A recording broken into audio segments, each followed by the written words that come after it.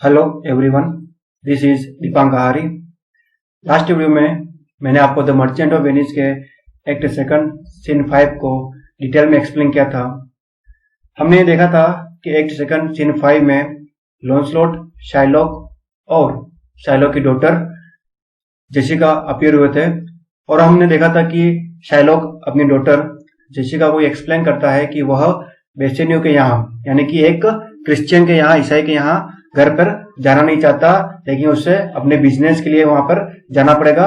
और लॉन्सलॉट अपने नए मालिक बेसोनियो की तरफ से अपने पुराने मालिक शाइलॉक को वहां इनवाइट करने आता है।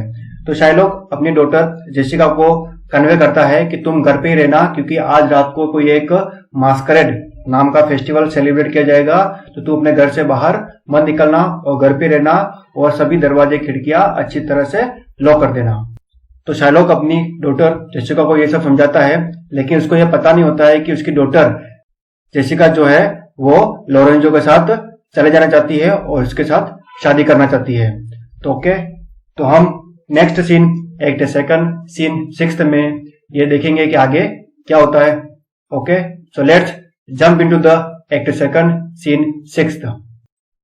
तो जैसे ही एक्ट सेकंड सीन 6 बिगिन होता है, हमें सेम प्लेस दिखाया जाता है जो कि हमने प्रीवियस सीन्स में देखा था। वेनिस सिटी दिखाई जाती है, उसमें एक स्ट्रीट जो कि शाइलॉक के घर के बाहर की एक गली हमें दिखाई जाती है। और इस एक्ट सेकंड सीन 6 में जो कैरेक्टर्स अपीयर होंगे, Gratiano, Salerio, Lorenzo, Jessica and Antonio, तो ये सभी कैरेक्टर्स एक्ट सेकंड सीन 6 में अपीयर होंगे। Okay, so let's start this scene. जैसे ही सीन 6 बिगिन होता है, हमें ग्रेशियानो एंड सेलेरियो स्टेज पर एंटर करते हुए दिखाई जाते हैं। उन दोनों ने मास्कवेयर जैसे ड्रेस पहनी हुई थी, मतलब उन्होंने जो है अपने चेहरे पर मास्क लगाए हुए थे और उनको पहचानना हार्ड था। आते ही ग्रेशियानो कहता है, स्टेज पर अपीयर होते ही ग्रेशियानो कहता है कि हमें लोरेंजो ने यही टाइम दिया था कि हमें उसका यहाँ तक वेट करना था, तो हम उसका वेट कर रहे हैं।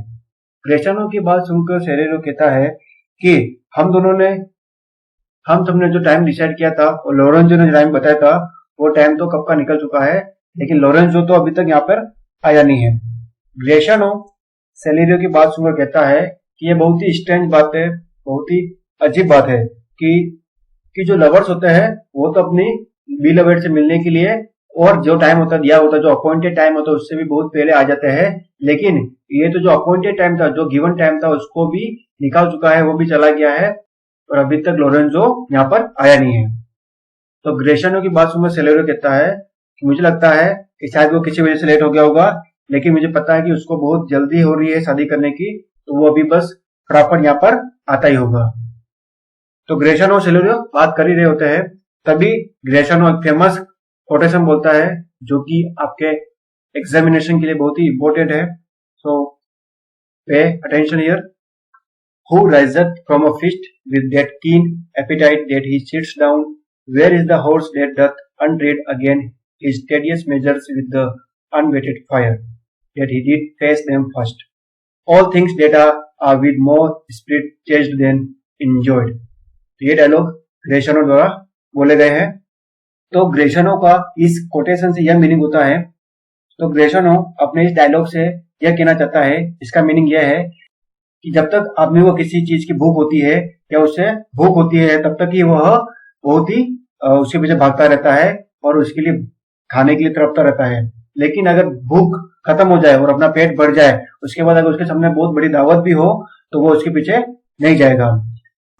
वैसे ही जैसे एक घोड़ा, एक हॉर्स भी जब तक उसको रेस जीतनी हो तब तक वो दौड़ता रहेगा, लेकिन जब वो उस दौड़ को जीत जाएगा, उसके बाद वो फिर से तेज दौड़ना बंद कर देगा और धीरे धीरे चलने लग जाएगा, क्योंकि उसके बाद वो फर्स्ट आ गया है, तो उसके बाद उसको तेज दौड़ने का क्या काम है। उसी तरह से ऐसा बहुत देखा जाता है कि जब तक हमें किसी चीज को चेज करना होता है या किसी चीज को अचीव करना होता है, तब तक हम उस चीज के पीछे पड़े रहते हैं, लेकिन जब हमें वो चीज हासिल हो जाती है, तो उसके बाद हासिल होने के बाद हमें वो इंजॉयमेंट नहीं रहता या उन चीजों को हम ज्यादा इंजॉय नहीं कर पाते। ऐसा ग्रेशियानो कहना चाहता है। और जिसे ही ग्रेशियानो ये डायलॉग बोलता है, जस्ट उसके बाद ही वो एक और फेमस डायलॉग बोलता है जो भी इंपॉर्टेंट है आपके एग्जाम के लिए। तो ग्रेशनो आगे बोलता है, how like a younker or a prodigal the scarfed bark puts from her native way, hugged and embraced by the strumpet wind. How like the prodigal doth she returned with over-weathered ribs and raised sails, lean, rent and beggared by the strumpet wind. ये dialogue भी ग्रेशनो द्वारा ही बोला गया है और ग्रेशनो का इस dialogue का ये मीनिंग है कि वो कहता है कि जब एक जहाज को देखो, एक शिप को देखो, कि जब वो एक नया नया बिल्ड होता है और जब वो अपने जर्नी के लिए निकलता है तो एक एकदम जवान और स्मार्ट एक यंग मैन की तरह होता है कि जब वो निकलता है तो उस पर डेकोरेशन होता है, फ्लैग्स होते हैं और एकदम बिल्कुल चमकते हुए दिखता है और बिल्कुल ब्यूटीफुल दिखता है। लेकिन बहुत सालों बाद वह जब वापस लौटता है, जब वो थक जाता है, उसके बहुत सारे टूटे हुए पार्ट्स होते हैं, तो ऐसा लगता है। और उसी तरह से बहुत सालों बाद जब एक यूथ, एक जवान आदमी जब थक जाता है अपनी लाइफ से, लाइफ की इतनी सारी प्रॉब्लम्स को, डिफिकल्टीज को फेस करके जब वो वापस आता है और जैसे कि जो जहाज होता है वो इतने सालों में बहुत सारे समुद्री तूफान और बहुत सारी चीजें सहन करके, फेस करके जब वापस आता है तो बिल्कुल ही डिफरेंट हो जाता है, बिल्कुल ही वो बदल जाता है। उसकी जो ग्लोरी होती है, उसकी जो ब्राइटनेस होती है, उसकी जो ग्लो होता है, वो सब कुछ चला जाता है। इस तरह से ये सब कुछ ग्रेशनो अपनी फीलिंग जो एक्सप्रेस करता है। ग्रेशनो की बात होते ही सेलेनो कहता है कि अच्छा ठीक है, बातें तो हम करते रहेंगे, लेकिन लोरेंजो आ रहा है। तभी हमें लोरेंजो स्टेज पर अपीयर होता है।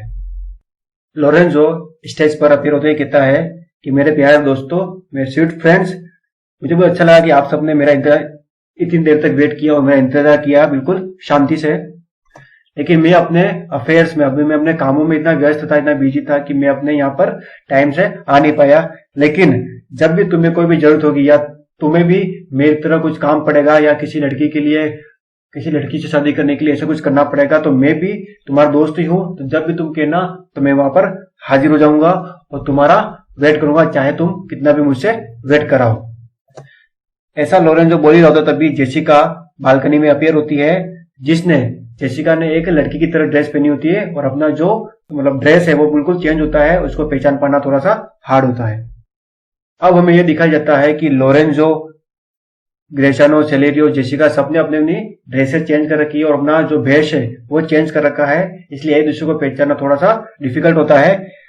जेसिका जैसे स्टेज पर अपीयर होती है वो पूछती है, जेसिका जैसे स्टेज पर अपीयर होती है वो लोरेंजो को पूछती है कि तुम कौन हो? मुझे लगता है कि मैं तुमको जानती हूँ क्योंकि मैं तुम्हारी आवाज सुनी हुई है। तो लोरेंजो कहता है कि मैं तुम्हारा लव हूँ लोरेंजो। तो जेसिका उसको पहचान जाती है, कहती है हाँ, तुम मेरे इकलौते और बहुत ही प्यारे लवर ही हो लोरेंजो।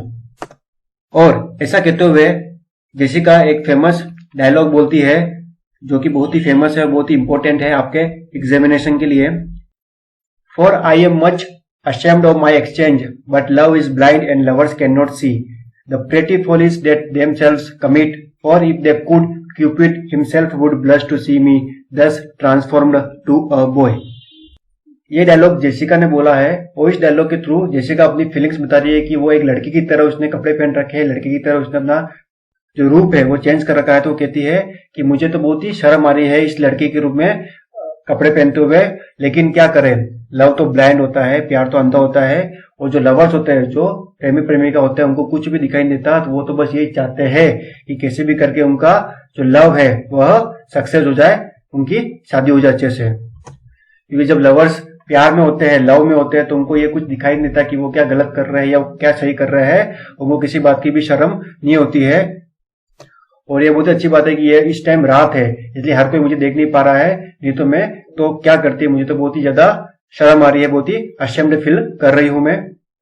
और अगर अभी दिन होता और रात नहीं होती तो जो प्यार का जो देवता है, लव गॉड है क्यूपिड, वो भी अगर मुझे देखता तो वो शर्मा जाता या उसको और सोचता कि जो लवर्स होते हैं, जो प्रेमी प्रेमिका होते हैं, वो अपना प्यार पाने के लिए क्या क्या करते हैं और कैसे कैसे रूप धारण कर लेते हैं। तो लोरेंजो जेसिका को बोलता है कि चलो तुम्हारे पास टॉर्च है तो तुम आगे चलो, मतलब एक मशाल है तो तुम आगे चलो और हमें रास्ता दिखाओ। तो लोरेंजो ऐसा कहता है। लेकिन जेसिका ऐसा कहती है कि मुझे तो रोशनी में नहीं आना, कि मैं तो चाहती हूँ जितने कम लोग देखे मुझे उतना ही सही रहेगा, बेटर रहेगा, क्योंकि अगर मेरे फादर ने या किसी ने मुझे पहचान लिया तो प्रॉब्लम हो जाएगी। तो सबके लिए बेटर यही है कि सभी मुझे छुपाए रखे और कोई मुझे देख नहीं सके। लोरेंजो कहता है कि तुम तो लड़के के रूप में बहुत ही प्यारी लग रही हो, बहुत ही अच्छी लग रही हो, और तुम तो ये सोचो कि अभी जरूर अंधेरा है लेकिन फ्यूचर हमारा बहुत ही ब्राइट है, बहुत ही अच्छा रहेगा, इसलिए तुम फटाफट चलो और हमें बेसोनियो के यहाँ जाना है, वहां पर डिनर के लिए हमारा इंतजार हो रहा है। तो जेसिका लोरेंजो कहती है कि मेरे पास कुछ और मनी है, तो मैं अभी ऊपर जाती हूँ और कुछ मनी लेकर आती हूँ। ये कहकर जेसिका ऊपर चली जाती है। ग्रेशियानो लोरेंजो को कहता है कि जो जेसिका है वो बिल्कुल ही यहूदी जैसी नहीं है, इसके बिल्कुल संस्कार बिल्कुल अलग ही है, और ये तो ईसाई होनी चाहिए थी, एक क्रिश्चियन होनी चाहिए थी। बहुत ही अच्छी लड़की है ये जेसिका। ग्रेशियानो की ये बात सुनकर लोरेंजो एक फेमस कोटेशन बोलता है, एक फेमस डायलॉग बोलता है, which is also more important. तो लोरेंजो बोलता है, beshrew me but I love her heartily, for she is wise if I can judge of her, and fair she is if that mine eyes be true, and true she is as she hath proved herself, and therefore like herself wise, fair and true shall she be placed in my constant soul।